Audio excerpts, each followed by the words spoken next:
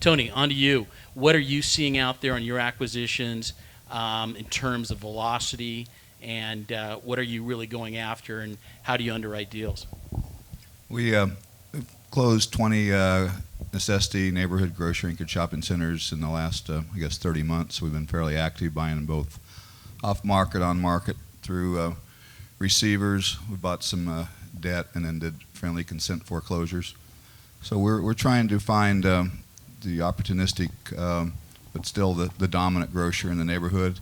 We got three things we look at: got to buy below replacement cost, got to buy in the path of growth, and got to buy with a value add component. So first deal we bought was in late '09. It was in the Inland Empire out in Moreno Valley, which is a real tough area.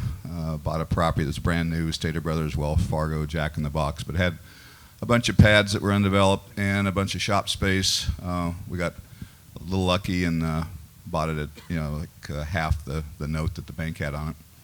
And Skechers showed up about 2 years early with a 1.8 million square foot box about 2 miles away, with almost 1,000 jobs, working 6 days a week, almost 24 hours a day. So that's driving a lot of action. We bought a note for 18 against a face of 43 in the Midwest, and it had a bunch of land with it. We're doing a couple out parcel deals there. So we bought something from a well-known developer, and cap rates have come down on single-tenant credit lease deals. So one of the things we do a little bit of is if you got some strong out parcels and you're buying it at, I think the lowest we bought is about a 7.5 on stabilized, and we flipped out 4 pads for, thanks to Colliers to 1031 exchange buyers at about an average of 5.5. So if we can take some money off the table and then go back out and redeploy it in kind of a value add strategy, that's our main focus.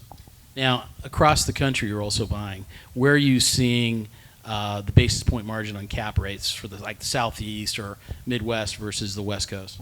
Sure, and we're buying secondary markets primarily. I mean, we'll buy in Tampa, we'll buy in Orlando as opposed to Miami. We'll buy in the Inland Empire as opposed to Orange County.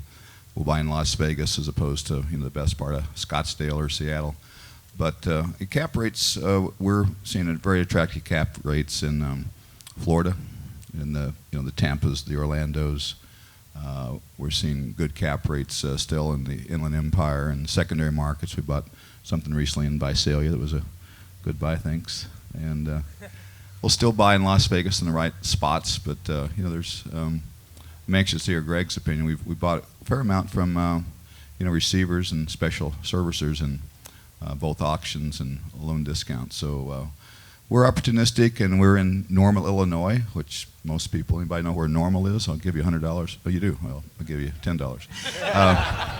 Banker, typical, Yeah, Illinois State's there, not the University of Illinois, and it's near the home office of State Farm. So it's normal Midwest America, and that was the deal we bought for $18 million on a $43 million note, and we closed, and 6 months later it was appraised at $27 million. We took some money off the table. So we'll go to secondary markets where a lot of people just won't go, and we're kind of underwriting to a 10 cap rate, buying 70, 80% occupied. But again, it's got to have a story to it and path of growth. We've got to be able to be competitive with our price point to be able to make deals on credit whenever there is a deal to be made at $12 a foot instead of 18 or 20 or 24.